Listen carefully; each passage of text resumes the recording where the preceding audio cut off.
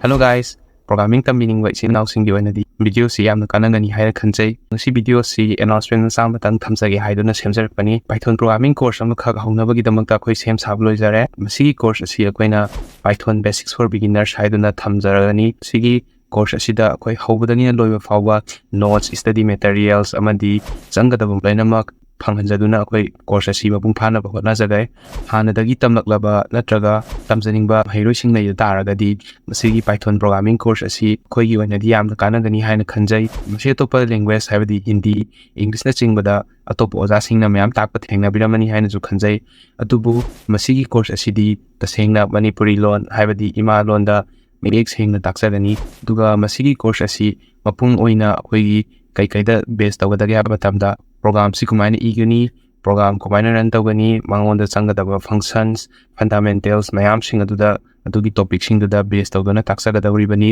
masiga loina na marakta tips tricks adagi project masam mayam haptuna akhoi gi sigi Python course asi mapung phana ba hotna jadani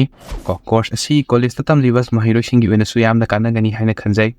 maramdi masida akhoi gi notes document form da natraga koi handwritten notes oi bi maduda sungsui suidana upload tawjarakani masi sing se dum koi reference oina exam amadi college sing da dum pabe aba ngakta oigani video si handak ki hafta sidagi hauraduna